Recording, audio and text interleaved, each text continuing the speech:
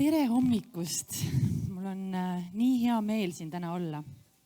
Ja mul on nii hea meel, et teie siin olete. Et see idee korraldada selline konverents, mis keskendub ainult meeskonnatööle, tekkis mul tegelikult juba mõned aastad tagasi. Aga siis see tundus selline kauge, hästi keeruline ülesanne. Ja seda enam on täna selline suur tänulikkus enda sees, et siin me oleme. Ja mul on selle üle väga hea meel. Selleks, et siin paremini tuttavaks saada teil omavahel ja luua seda psühholoogilist turvalisust, millest Kris rääkis ja millest hakkab rääkima Elomets, ma teen teiega ühe väikese harjutuse ja ma palun teil kõigil tõusta püsti.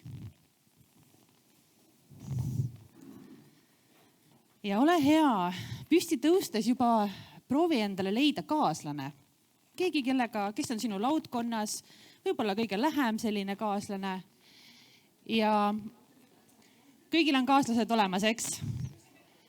Nii, väga hea. Ja ole hea, ja kui on kolmene grupp, on ka okei. Ole hea, jaga sellele kaaslasele vastus küsimusele, kes ma olen? Ehk siis läbi oma rolli. Mina olen mõju pealkorraldaja Reisi Valge, meeskondade coach. Palun, 1,5 minutit on aega. No nii, väga tore, tänaga vestluspartnerit ja leia endale uus kaaslane. Leia keegi teine. Vahetage paarilist, palun. Ja palun jaga oma uuele kaaslasele, et kes ma olen sõbrana. Tutvusta ennast läbi selle, milline sõber sa oled. No nii, täna oma vestluspartnerit ja leia veel üks kaaslane, veel üks inimene. Kas enda lauast või kõrvallauast? Nii, ja ole hea, jaga oma uuele kaaslasele. Milline meeskonna mängija sa oled? Kes sa oled meeskonna liikmena? Kuidas sa ennast tutvustaksid? Kas sa oled koostööaltis? Kas sa oled ise nokitseja? Nii, väga tore. Tänaga oma vestluspartnerit ja võite kõik siis istuda.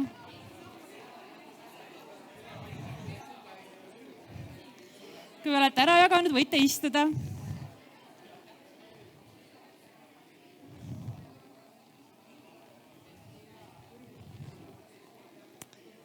Nii. Kohe oli tunda energia muutus siin saalis. Läks vist natuke turvalisemaks. Ma ei tea, minul küll läks. Kuidas teil oli? Ja, et olete jaganud, siis võtke istet ja tänage oma vestluspartnerit.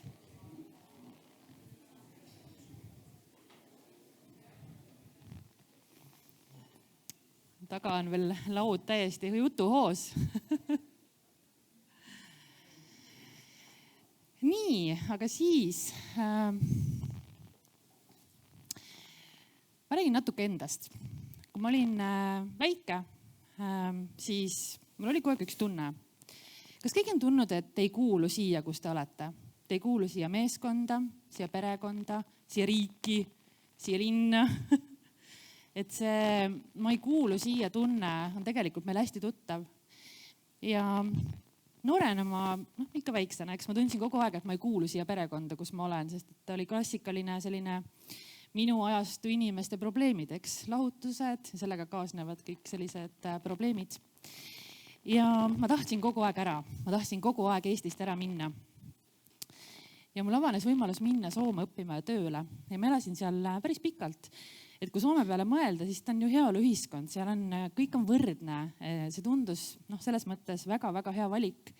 Kuid mõne aasta pärast ma tundsin siiski, et ma ei loonud seal selliseid suhteid, selliseid sügavaid sõprussuhteid, nagu ma oleks tahtnud. Ja ma võtsin vastu väljakutse minna tööle ühe superjahi peale ning ma sõitsin 4 korda ümber maailma. Et te võite ette kujutada, kui äge see oli. See oli tõesti, et vihmametsadest kõrbeteni, aga see oli ka väga üksik. Ja ma sellepärast otsustasin, et see laeva kogemus on küll äge, aga see ei ole minu kodu. Ma ei kuulu siia. Ning siis ma mõtlesin, et ma avan kohviku Budapestis, Ungari pealinnas, kesklinnas. Kohviku nimeks sai Deja Vu ja see tundus nagu uus algus. Et siia ma ju kuulun, siin on minu koht, minu inimesed, minu tiim. ja ma palusin oma parimal sõbral maalida kohviku seinale suure maailmakaardi ja sinna alla kirjutada lause Not all those who wander are lost. Ehk siis mitte kõik, kes rändavad, on eksinud. Ja ma tõesti uskusin seda. Aga mõned aastad hiljem siiski ka Ungari minu jaoks ei tundunud kohana, kus ma kuulun. Ja ma kolisin Kaimani saartele. Kes teab, kus on Kaimani saared? No ikka on siin mõned. See on pisike saar Kuuba lähedal, täielik Kariibi paradiis. Ja seal on ilusad inimesed, ilusad rannad, ilusad palmid, seal on kõik väga ilus, kuid siiski minu jaoks ka natuke pealiskaudne.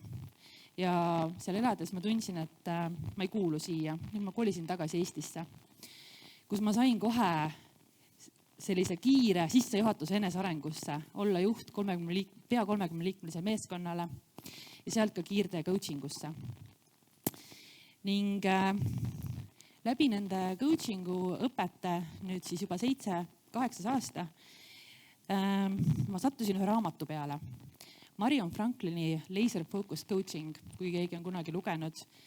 Ja see raamat räägib peamistest sellistest case'idest, et millega siis need kliendid tulevad sinu juurde. Ja üks peamine siis asi, millega kliendid tulevad, on see, et wherever you go, there you are. Et kuhu iganes sa lähed, siin sa oled. Ja peale seda, kui ma seda lugesin, minu sees käis mingi nõks, et kas tõesti ma ei ole siis see rändaja, mida ma endale rääkisin, vaid ma ikkagi põgenesin. Ma ei kuulanud ise ennast. Ja eelmine aasta, terve aasta tegime kõvasti tööd, et selleks, et minna perega puhkama. Ma ei tea, kuidas teil on, aga mina tunnen küll vahepeal, et see puhkus on nagu see, mille nimel üldse midagi teha. Vahepeal on selline tunne, eks. Ja jõudsime sinna puhkusele kohale ja teine päev see puhkusel ärkasin ma ülesse ja ma ütlesin, et ma tahan koju. Et lõpuks jõudis see tunne minuni. Ma tahan koju. Ehk siis enne kui me saame kuulata kedagi teist, me peame oskama kuulata iseennast. Ja sellest ma tahakski rääkida, et kuidas kuulata rohkem iseennast ja siis ka oma tiimi. Kui me tegime seda esimest harjutust, siis kas sa kuulasid või sa mõtlesid oma vastuse peale?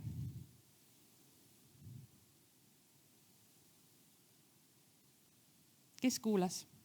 Kes mõtles? 2 kätt. Ja, et tegelikult uuringud näitavad, et 90% me mõtlemegi oma vastuse peale kuulates.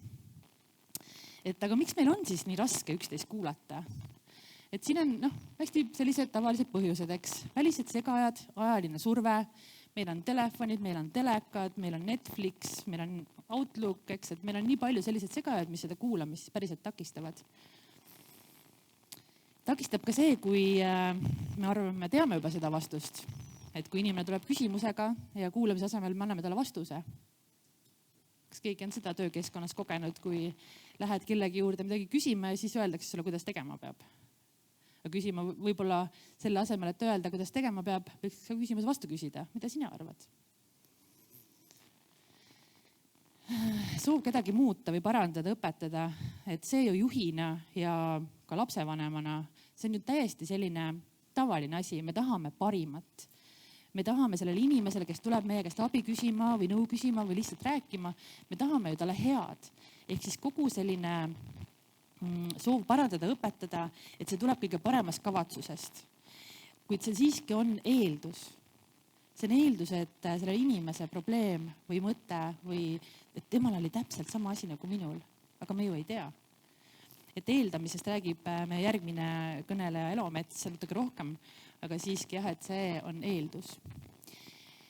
Räägid sõbrannaga kohvitasi taga või sõbraga ja räägid oma lugu ja ta ütleb sulle, aga minul oli ka nii. Kes on seda kogenud? Kes on ise teinud? Mina küll olen. Et jaa, et see samamoodi tundub hea mõte jagada enda lugu samuti selles vestluses, kuid see on taaskord eeldus, et tema kogemus, tema elu on täpselt samasugune nagu sinul oli. Ja seda tausta me kunagi tegelikult ei tea. Ning viimane, ütleme, kõige suurem selline kuulamise takistaja on see, et meie enda peas toimub päris palju. Ja kui meil ikkagi on keeruline hetk elus, siis on väga raske leida enda sees seda ruumi, et kedagi päriselt kuulata. Sest kuulamine on sama oluline kui rääkimine. Ja kuidas siis saada heaks kuulajaks, et siin saalis on väga palju intelligentseid, tarku inimesi, et ma arvan, ma sellist baasaktiivse kuulamise selliseid tehnikaid ei jaga. Käime need siiski läbi, peegelda öeldud, kas ma saan õigesti aru, et sa ütlesid seda. Silmside, avatud kehakeel. Ma hakkasin mõtlema seda kirjutades, et miks meil nii raske on seda silmsidet luua. Et vahepeal on, et sa räägid kellegiga ja ta vaatab kuhugi lakke või põrandale või kuhugi. Et me kunagi Eloga ka arutasime ühes töödes seda, et võib-olla Elo natuke jagab selle silmsideme hoidmise kohta ka, aga jah, et kui sa kellegiga räägid, siis sa vaatad talle otsa. Kui sa räägid, kui su laps näiteks tahab sinuga rääkida ja sina oled samale telefonis, siis tegelikult sa ju ei kuula. Et silmside on ikkagi see, mis meid toob kohale. Loomulikult avatud küsimused, et mis, kuidas. Mul oli hiljuti üks klient, kes tuli coachingusse sellise probleemiga, et tal meeskonnas räägitakse hästi palju ju taga. Ja on üks konkreetne inimene, kes siis nagu kogu aeg seda tagarääkimist, ütleme, annab sinna nagu seda puid juurde. Ja me siis mõtlesime, et ta ütles, et aga ma küsin ta käest, et miks sa nii käitud? Ja siis me arutasime, et aga mis oleks parem viis seda küsida? Tahab keegi pakkuda välja, et mida küsida selle asemel, et miks sa nii käitud?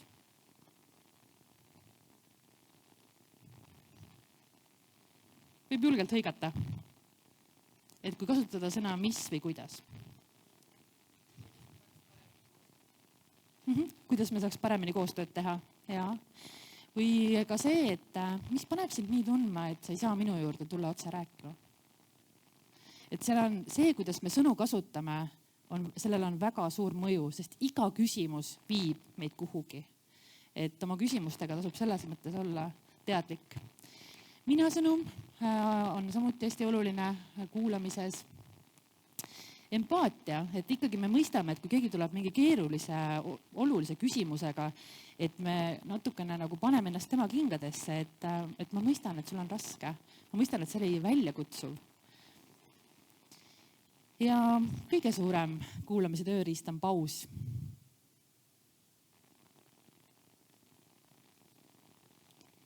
Ja see paus ei ole mitte sinu jaoks, vaid selle inimese jaoks, kes räägib.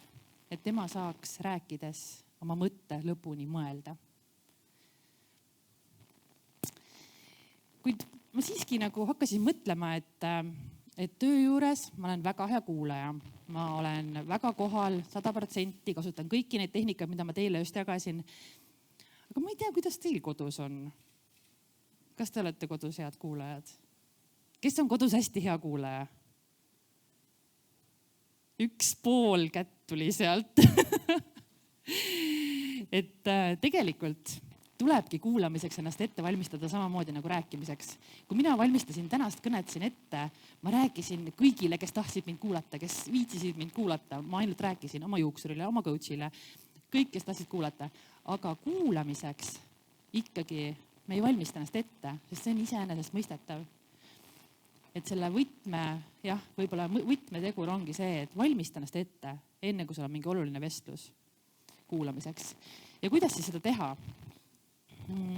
Kõigepealt tuleb märgata iseennast.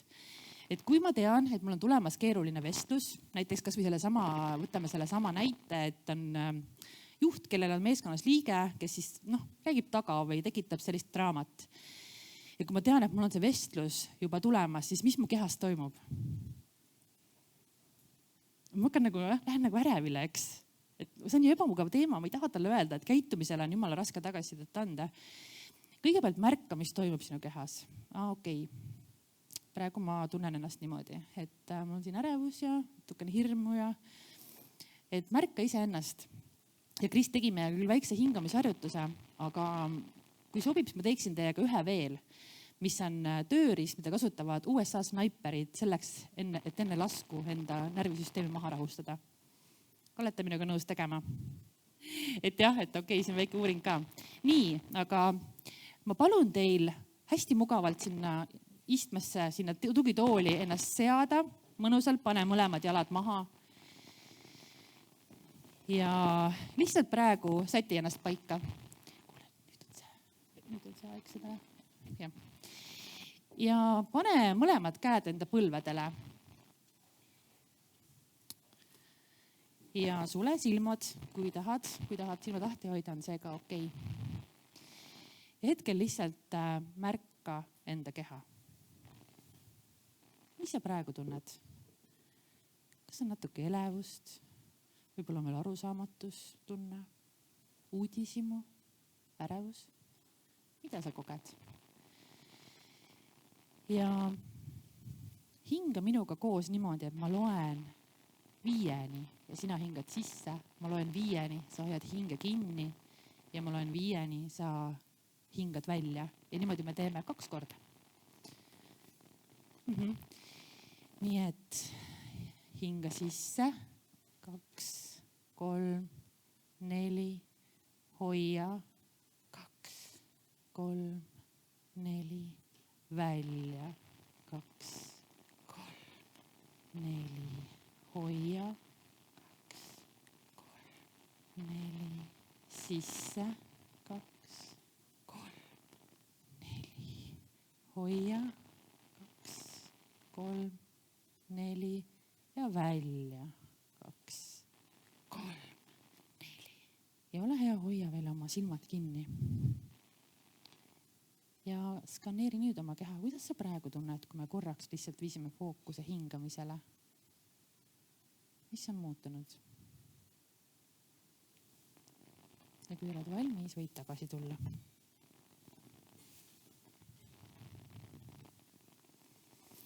Et jaa, see hingamistehnika, selle nimi on box breathing. Seda guugeldades leiab hästi palju lisainformatsiooni selle kohta, aga see on 4 sekundit sisse, 4 hoiad kinni, välja ja kinni. Ja see lihtsalt rahustab su närvisüsteemi maha. Et enne kui ma tulin siia lavale, ma tegin seda täpselt samamoodi. Et see annab kehale märgu anda, et kõik on hästi. Ja muidugi, kuidas ennast ette valmistada, on, et sea fookus, mis on sinu kavatsus. Kas selles vestluses selle inimesega, kes räägib taga, minu kavatsus see, et ma lihtsalt ma kuulan, ma annan talle ruumi rääkida, või on minu kavatsus see, et ma tegelikult ikkagi tahaks talle midagi ise öelda ka. Mul on mingi konkreetne asi, mida ma tahan talle edasi anda. Et sea palun selleks vestluseks enda fookus ja kavatsus. Ja lähen uudishimuga. Et me kunagi ei tea, kuhu need vestlused meid viivad. Ja tegelikult see uudishimu tunne on hästi mõnus ja kerge, lapselik tunne natuke isegi. Ja seda me kasutame liiga vähe. Ning kuulates leiad sa vead üles ka peale inimeste süsteemides. Et kui ma meeskonna coachina lähen kuhugi meeskonda sisse, siis mina esimese asjana kuulan. Ma kuulan, mida see meeskond räägib ilma sõnadeta. Ma kuulan, mis öeldakse kööginurgas, aga ei öelda seal, kus tegelikult vaja seda öelda on. Tasub kuulata iroonilist huumorit. Tasub kuulata selliseid, ma siin koosolekul ei ütlend, aga ma sulle ütlen. Need on mingid mustrid, mis viitavad sellele, et mingid süsteemid on paigast ära. Et see pruugigi olla selle inimese viga. Ja kui meil on mingi positsioon, kus järjest 5 juhti on läbi põlenud, kes on süüdi? Kas juht või positsioon? Et kui kordub sama probleem erinevate inimestega, siis tasub vaadata, et äkki see on hoopis mingi süsteemi peegeldus ja me saame seal midagi muuta. Ja tasub kuulata ka inimesi enda ümber, et me meeskondade kipume minema sinna oma väiksesse universumisse ja siis me ei märka enam, mis meie ümber nagu toimub ja kuidas meie mõjutame enda tööga teisi. Ehk siis tasub kuulata, mida kliendid teie koostööst räägivad, mida partnerid räägivad ja seda uudishimuga, mitte hinnanguna. Ja palun eeldame, kuigi eeldada ei tohi, Elo kohe räägib sellest, et me kõik tuleme tööle soovides anda endast parim, teha hästi, kuid siis on mingid vead süsteemides või protsessides, vahel ka inimestes loomulikult, kuid me kõik oleme inimesed ja me tahame tunda ennast austatuna, hinnatuna. Meil on omad mured, rõõmud, unistused ja mina olen täpselt nagu sina. ehk siis jah, kuulame kõik natuke rohkem, me kõik oleme veits ikkagi sellesse panustanud. Kuulamisel on suur mõju. Aitäh teile!